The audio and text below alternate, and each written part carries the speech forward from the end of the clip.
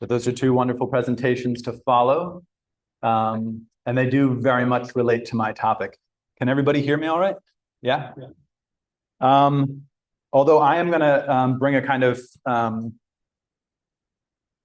it's a picture that complements. So I'm not going to focus on the anarchist side of Steiner's work. I'm going to focus in a way on the socialist side of Steiner's work.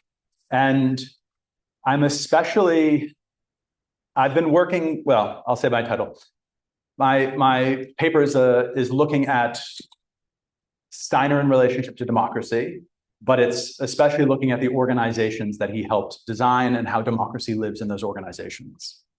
And in such a short presentation, I'm actually not going to speak much about democracy, because from the very beginning, I would say to describe how Steiner designed organizations is, at least for me, but I'm assuming for everyone in the room, an unknown thing. So if you do have thoughts about how Steiner designed organizations afterwards, I would love to talk to you. But my experience, I'll just say as a very brief biographical picture, I've been working with Steiner's social ideas for around 20 years. And only up until about 3 years ago, I didn't think Steiner said anything about organizational development. When you read Steiner's books, lectures, there's not much in there, not directly about organizations. There's no lectures or articles where he speaks directly about organizations. And then in the secondary literature, if you read Bernard Leavenhood, what's been translated into English, which is all I can read, and some of the others, Dieter Brühl has been translated into English. In those works, they don't refer to Steiner in terms of what he said about organizations. They refer to what he said about the life processes or about the fourfold human being, and they bring their anthroposophical understanding to organizations. But it is the case that Steiner did actually speak a tremendous amount about organizations. And my interest in it is because most of us work in organizations, and hopefully I'll paint a picture of what a healthy organization looks like from my understanding, and hopefully that will help us in our work in organizations. I'm going to point to 7 aspects of a healthy organization. I'm really going to elaborate one, and I'm going to kind of do a lightning round with the other 6. And yeah, we'll see how that goes. I'm hopeful.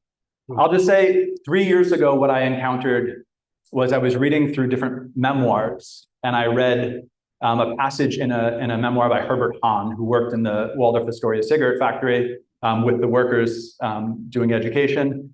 And he described having a conversation with Steiner, where Steiner described what a healthy factory would look like. And what he described there was a new thought for me. And it was a new thought, but it totally radiated through everything I'd already read. So it made sense of everything I'd worked with in a different way. And that made me realize, of course, well, I didn't realize it in the moment, but over the last 3 years of working with this question, what did Steiner say about organizations? I've realized, yeah, of course, Steiner's not just talking about individuals and society at large. He's talking about us working in groups together, in organizations together, and what should that look like?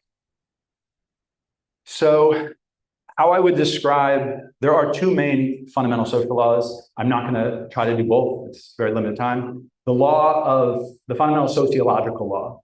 In 1920, Steiner referred back to this as the law of individualism. And that is the fact that we are becoming more and more individualized. Human beings need to become more and more themselves. But the other law, what's referred to as the fundamental social law, Steiner referred to as the law of socialism, or the law of social life. And hold on. And I'm going to read that law. In a community of people working together, the well-being of the community will be the greater, the less that the individual claims for themselves the proceeds of their work, i.e., the more of these proceeds they make over to their fellow human beings, and the more their own requirements are satisfied not by their own work, but by the work of others.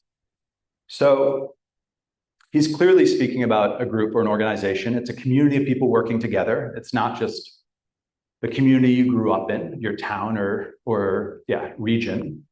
And he's speaking about if we're in a community together, And that community is healthier the more that we work selflessly for each other. We're not working out of self-interest. So this picture of a selfless organization, this is one aspect of it. And then the question becomes, what are the other aspects of a selfless organization? And that's how I'm gonna kind of frame what I would describe as a healthy organization, is a selfless organization in these terms. And I just wanna say a word, even though, yeah, so much good work so much has already been said that kind of informs what I'm trying to bring. But Steiner's social ideas, he did not see them as a utopian blueprint.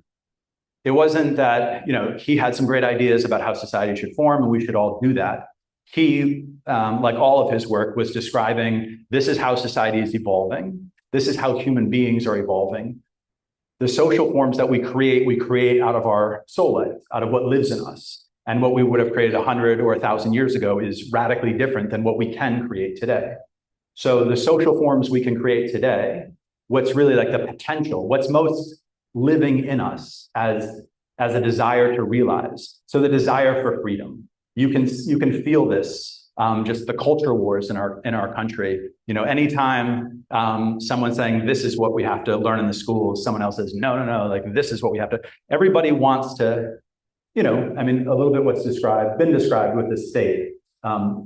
People want to be able to. It's the First Amendment. They want to be able to bring their own beliefs, their own ideas. They want to live according to their own ideals. So freedom is a quite strong impulse in the human soul today. And so I'm just using that as an example. Steiner's saying this is what lives in human beings and what are the right forms to give it expression. He came to threefolding. But in our organizations, I'm not going to speak about the freedom aspect of it so much. I'm going to try to focus on the social aspect. So I'm going to do this lightning round of 6 aspects, and then I'm going to really focus on the 7th aspect. The 7th aspect is the one that's concerned with the Herbert Hahn quote, which I'll read. And some of these people will know for sure. They're not all totally revolutionary. I just started to pull everything together for the first time for myself. So the first is how an organization should be oriented to the outer world, a business, let's say, that should be consumer driven. If our impulse is selflessness, if it's to serve others' needs, clearly that could be the impulse of the whole business. And the idea is that we would never create artificial needs for our goods through marketing. But instead, Steiner describes how instead of a company sending its agents out to try to kind of sell their wares, the company should wait until the basically consumer associations send their agents to them saying what to produce.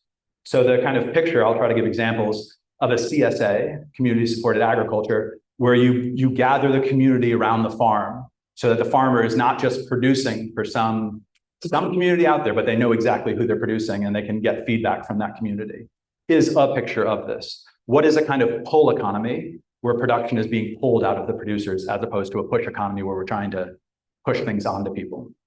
So that's the kind of largest orientation. Next, a picture of ownership, a healthy picture of ownership. Steiner speaks about if we really want to meet needs, obviously we need the most capable people to meet those needs. We need the best bakers, the best plumbers, the best chefs cooking, and they need land, they need machinery, they need the means of production to do their work.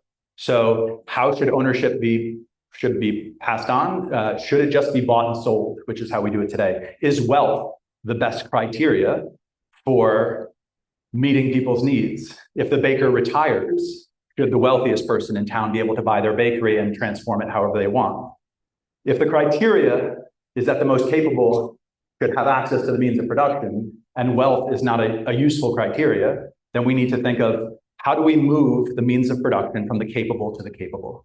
And so Steiner describes a form of ownership that you could call circulating or temporary ownership, which is, it is kind of basically a gift ownership, a gifting of ownership. So community land trusts, where the community buys up a piece of farmland in this instance, these exist, and then they find a farmer who can farm it according to organic or biodynamic or whatever they want. So that is a kind of picture of this existing. Also steward ownership, which Patagonia just became a steward-owned company. That came out of Europe, and it's becoming quite a large movement. So steward ownership is also another example of this kind of ownership. Compensation. Steiner spoke about how the wage system is a lie. Human labor is not actually a commodity. If we're all in a company together producing some goods, let's say body care products, those, because I'm thinking of Badger Balm up in New Hampshire, those products those are commodities. The people who are working there giving their time is not a commodity. They are apples and oranges. So what's actually happening in the company is that we're all working together, and then we're producing these things, and income comes in. How should the income be divided? So I think Libby said it this morning, income sharing. That's how Steiner envisioned it, needs-based, where the income comes in and we have to figure out how are we going to divide it so everyone's needs are met. We're all human beings. We're all in partnership here. We're all colleagues and coworkers. Of course, there's still leadership. There are still different capacities. But yeah, when it comes to this. So Camp Hill, which has just been described, is a community that tries to work in this way. And that does work in this way very successfully in certain instances. So those are the first three. The other three are a little bit more nebulous. Now we're getting into the organization itself. Freedom is the most important in a way, and so how you can imagine a rigid hierarchy. How organizations are often run is not something Steiner's promoting. He's working with a picture of organic leadership, or natural authority is the term he uses. So the people who are capable, the people who have the time to take up certain tasks. The first Waldorf school, he describes how a natural authority kind of comes in, because some teachers are more efficient and they have more time to take up certain tasks. Some teachers know more, people go to them for advice. So yeah, a kind of natural authority emerges. There are forms for this, especially in the Waldorf school, and that I think he gave, although I'm not 100% sure, this kind of mandate system where you would empower people. If you're all working to serve needs and you're all really inspired to do that work, you want people to really take up their tasks. So you could give them mandates and say, like, yes, please take care of enrollment. And that means oversee enrollment, like do this for us. So some people, Valentin Bember in Europe is really someone who says from the very beginning, there's a kind of democratic process where we delegate people to like take up certain tasks in a time-dated way for a year, for 6 months, for a few years. It's also a kind of fluid leadership. But that brings it into a little bit more form. And then there's a number of places where Steiner talks about working with and through each other. And this is perhaps the most esoteric. He speaks about it in Brotherhood and the Struggle for Existence and elsewhere, that we all have our opinions, but if we're trying to like really work with each other, especially in this selfless way, we need to search out in our colleagues' eyes, what is it that lives in them that's trying to come to expression? And then there's a kind of, he describes in other places, an arithmetic mean. No one's really right. No one's completely right. No one's completely wrong. Can we feel like what's living in the group and what's trying to emerge? So this working with and through each other, yeah, it's a little bit of I'm still trying to grasp it entirely, but that's one of the pictures. And then the last I'm going to share in these 6 is a properly threefolded organization. So people who work with threefolding very often sometimes try to do organizational development by saying, well, we should have 3 spheres, 3 committees within the organization. They should all be independent of one another. And then we've threefolded the organization. But as you can imagine, a factory is very different from a newspaper, is very different from a church. So in every organization, in all of social life is threefold.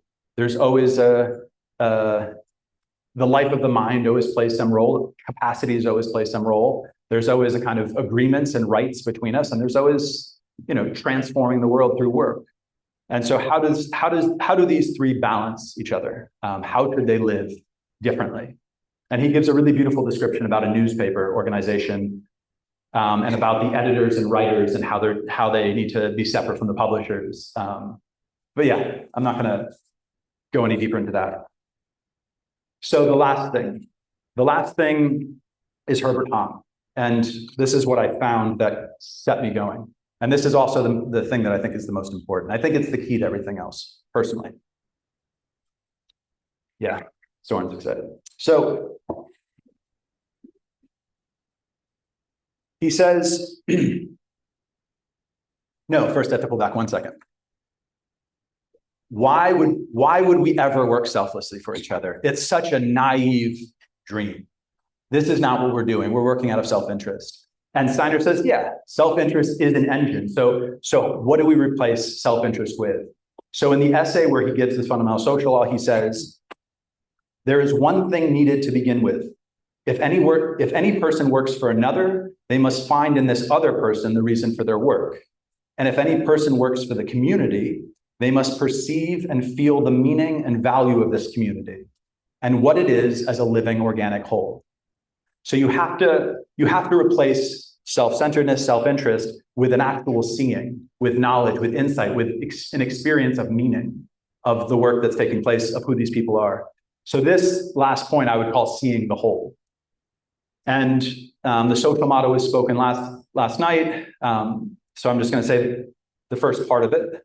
The healthy social life is found when, in the mirror of each human soul, the whole community finds its reflection. And then he goes on to say this more kind of individualistic part, and when in the community, the virtue of each one is living. But this first part, anthroposophists in the room will have been to meetings, countless meetings where they spoke this social motto at the beginning of the meeting. And it's this kind of beautiful aspirational thought. But Steiner, this is what I found from Herbert Hahn, is it's meant to be an objective reality and it's meant to be enacted.